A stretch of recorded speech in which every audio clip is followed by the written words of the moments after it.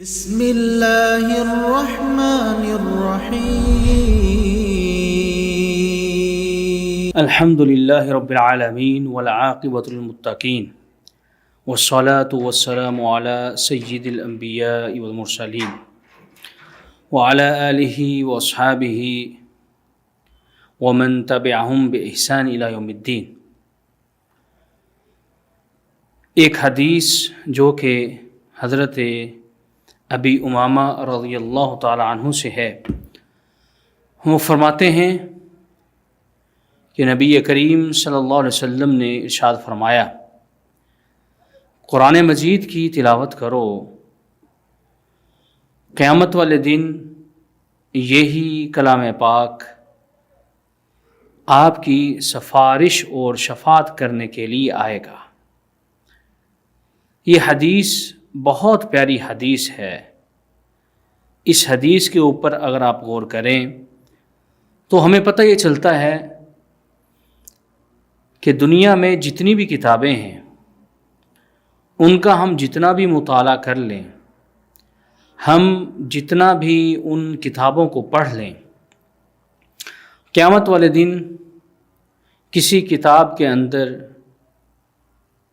کسی لفظ اور الفاظ اور جملوں کے اندر اتنی طاقت نہیں ہوگی کہ وہ آ کر آپ کی سفارش یا شفاعت کرے، بلکہ کتابوں میں سب سے جو عظیم کتاب ہے، ایک واحد کتاب ہے جو اللہ کے سامنے آ کر اللہ سے جھگڑا کرے گی اور کہے گی کہ اللہ، دنیا کے اندر یہ مجھے پڑھتا رہا اور دنیا کے اندر یہ مجھ پر چلتا رہا، مجھ پر اس نے عمل کیا، لہذا اللہ میں اس کی سفارش کرتا ہوں، اسے جہنم کے اندر مت ڈال۔ اور وہ کیسا سما ہوگا کہ اللہ کا کلام قرآن مجید اللہ کے سامنے ہی گفتگو کرے گا اور اللہ سے بات چیت کرتے ہوئے اپنے صاحب اور ساتھی اور اپنے پڑھنے والے کی سفارش کرے گا۔ ایک اور حدیث حضرت نواس بن سمعان رضی اللہ تعالیٰ عنہ سے ہے، وہ فرماتے ہیں کہ رسول اللہ صلی اللہ علیہ وسلم نے مجھے سورۃ البقرہ اور سورۃ آل عمران کے بارے میں ایک ایسی بات کہی جسے میں کبھی نہیں بھولا۔ رسول اللہ صلی اللہ علیہ وسلم نے فرمایا کہ قیامت کا دن ہوگا، یہ دونوں صورتیں آئیں گی اور اپنے پڑھنے والوں کو فائدہ دیں گی۔ وہ فائدہ رسول اللہ صلی اللہ علیہ وسلم نے 3 طریقوں سے ذکر کیا۔ فرمایا یہ 2 صورتیں گھنے بادلوں کی طرح تمہارے اوپر سایہ فگن ہوں گی۔ پھر آپ نے فرمایا کہ یہ دونوں صورتیں سورۃ البقرہ اور سورہ آل عمران، یہ دونوں ایک سائے کی مانند آپ کے اوپر سایہ فگن ہوں گی۔ اور آپ نے تیسری بات فرمائی کہ جیسے پرندوں کی 2 بڑی ٹولیاں ہوتی ہیں جو اوپر اڑ رہی ہوتی ہیں، ان پرندوں کی ٹولیوں کی مانند یہ صورتیں آپ کے اوپر سایہ کریں گی۔ یہ کتنی ہی عظیم حدیث ہے جو رسول اللہ صلی اللہ علیہ وسلم نے بیان کرتے ہوئے صاحب قرآن اور قرآن کی تلاوت کرنے والے کو خوشخبری سنائی ہے۔ یہ رمضان کا مہینہ ہے، رمضان کے مہینے میں ہمارے پاس یہ بہترین موقع موجود ہے کہ ہم اللہ کی اس کتاب کو اپنے سینے سے لگائیں اور اس کی تلاوت کریں، اور خصوصاً اپنے قیمتی اوقات میں سے اس کتاب کے لیے وقت نکالیں۔ یہ نہ ہو کہ سارا وقت ضائع ہو جائے، سارا وقت ختم ہو جائے، اور جیسے ہم رمضان سے پہلے تھے رمضان کے بعد میں بھی ہم اسی طرح رہیں۔ رمضان کی ان قیمتی گھڑیوں سے فائدہ اٹھاتے ہوئے قرآن مجید کی تلاوت کثرت کے ساتھ کیجیے۔ قرآن مجید کو 3 دنوں سے کم پڑھنا درست نہیں سمجھا گیا ہے۔ حافظ ابن رجب رحمہ اللہ فرماتے ہیں کہ اسے 3 دن سے کم نہ پڑھا جائے، لیکن بعض ائمہ اور بعض محدثین اس بات کے قائل ہیں کہ اگر وقت آپ کے پاس موجود ہے تو پھر آپ اس کو قرآن مجید کو 3 دن سے پہلے بھی ختم کر سکتے ہیں، پورا پڑھ سکتے ہیں، جن میں امام احمد اور امام اسحاق رحمہم اللہ بھی موجود ہیں۔ اس لیے رمضان میں جب آپ قدر کی رات تلاش کر رہے ہوں اور اعتکاف میں بیٹھے ہوں اور خالصتاً آپ نے وقت اللہ کے لیے نکالا ہو تو پھر آپ کے لیے کوئی دشواری نہیں رہتی، کوئی آپ کے لیے مشکل نہیں رہتی، بلکہ آپ کے لیے آسانی رہتی ہے۔ تو اس لیے آپ کو چاہیے کہ قرآن مجید کو کثرت کے ساتھ پڑھیے۔ کچھ آداب ایسے ہیں جو کہ احادیث سے ثابت ہیں کہ ایک قرآن کے قاری کو ان آداب کو ملحوظ خاطر رکھنا چاہیے۔ وہ کون سے ہیں؟ جیسا کہ قرآن مجید پڑھتے ہوئے اپنی نیت کو خالص کرنا۔ نیت خالص کیسے ہوگی؟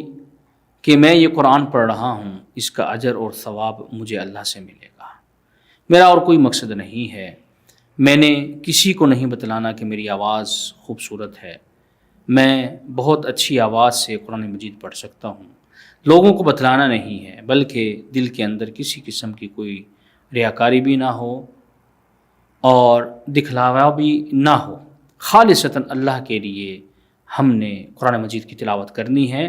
ایک قاری کو چاہیے کہ جب وہ قرآن مجید کھولے تو اس کے دل میں سب سے پہلی چیز یہ ہو کہ وہ اس قرآن مجید کی جو تلاوت کر رہا ہے وہ تلاوت خالصتاً اللہ کو راضی کرنے کے لیے اور خود ہدایت یافتہ ہونے کے لیے ہے۔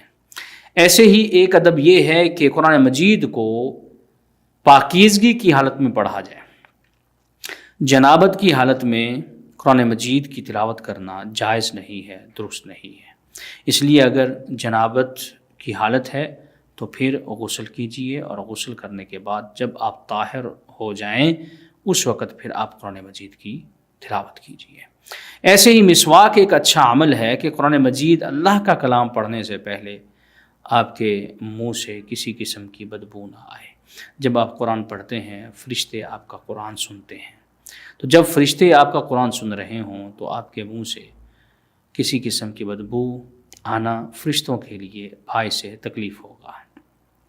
اس لیے بہتر اور مستحسن عمل یہ ہے کہ جب آپ قرآن مجید کی تلاوت کرنے لگیں اس سے پہلے مسواک کر لیں۔ نبی کریم صلی اللہ علیہ وسلم کی سنت مبارکہ بھی ہے، اور آپ نے تو یہاں تک فرمایا لولا ان اشق علی امتی لامرتہم بالسواک، اگر میں اپنی امت پر اس مسواک کو کسی قسم کی کوئی دشوار چیز نہ سمجھتا تو میں ان کو لازمی طور پہ لا محالہ مسواک کرنے کا حکم دیتا۔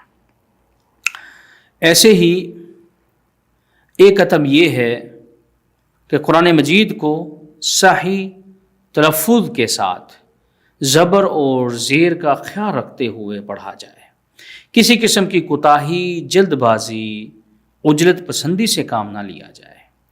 بعض قراء کو ہم نے دیکھا ہے کہ جب وہ قرآن مجید پڑھتے ہیں تو کوشش کرتے ہیں کہ تھوڑے وقت میں وہ زیادہ قرآن مجید پڑھ لیں، تھوڑے وقت میں وہ زیادہ پاروں کو، سپاروں کو اور قرآن مجید کے اجزاء کو ختم کر لیں۔ نتیجہ یہ نکلتا ہے کہ جو ان کے منہ سے الفاظ نکل رہے ہوتے ہیں ان کا نہ تلفظ درست ہوتا ہے، نہ زبر زیر درست ہوتی ہے، بلکہ اس کے اندر بھی فرق آ جاتا ہے۔ نبی کریم صلی اللہ علیہ وسلم نے بھاگ کر امام کے ساتھ ملنے سے نماز کی حالت میں منع فرمایا۔ کیوں؟ اس لیے کہ جب انسان بھاگ کر با جماعت نماز کے ساتھ جب ملے گا تو اس کا سانس اکھڑا ہوا ہوگا، اکھڑے ہوئے سانس کے ساتھ تلاوت کرنا گویا کہ یہ اپنے منہ سے ایسے جملوں کو ادا کرنا ہے، ایسی چیزوں کو یا ایسے قرآن مجید کو ادا کرنا ہے جس کا نہ تو بہتر تلفظ ہو سکتا ہے اور نہ اس کی زیر زبر درست ہو سکتی ہے۔ اسی طرح قرآن مجید کے پڑھنے والے کے لیے ایک ادب یہ ہے کہ جب وہ قرآن مجید کی تلاوت کرے تو اس کے اندر تدبر بھی کرے۔ مجرد خالی صرف اور صرف قرآن مجید کی تلاوت کرنا یہ اتنا فائدہ نہیں دیتا جتنا فائدہ اس کے اندر تدبر اور غور و فکر کرنا ہے۔ قرآن مجید تو صاحب عقل کے لیے نازل کیا گیا ہے۔ صاحب عقل سے مراد یعنی اس کا تدبر کرنے والے، اس کے اندر غور و فکر کرنے والے۔ اگر آپ قرآن مجید کی تلاوت کر رہے ہیں تو پھر اس کے اندر غور و فکر ضرور کیجیے۔ ترجمہ آپ نے اگر نہیں پڑھا ہوا تو ترجمے والا قرآن مجید لیجیے، الفاظ کہ صرف جہاں پر معنی لکھے ہوتے ہیں آپ صرف ان کو دیکھ لیجیے۔ کچھ نہ کچھ قرآن مجید پڑھتے ہوئے ان کے معانی اور مفاہیم آپ کے ذہن میں ہونے چاہئیں۔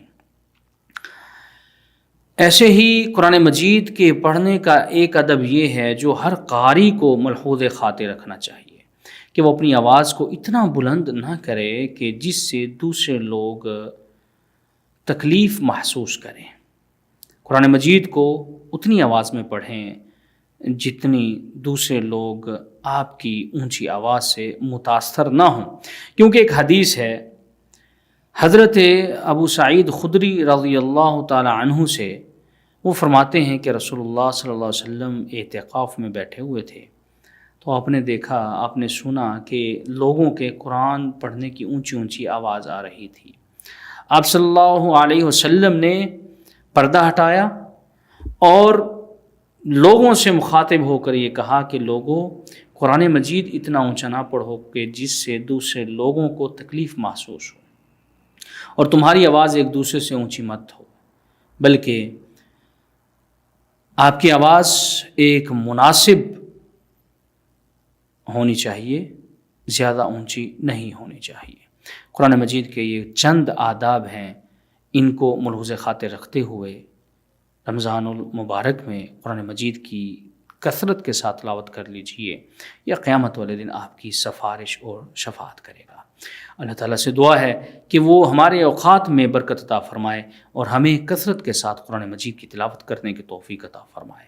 سبحان ربک رب العزت عما یصفون وسلام علی المرسلین والحمد للہ رب العالمین وجزاکم اللہ خیر والسلام علیکم ورحمۃ اللہ وبرکاتہ۔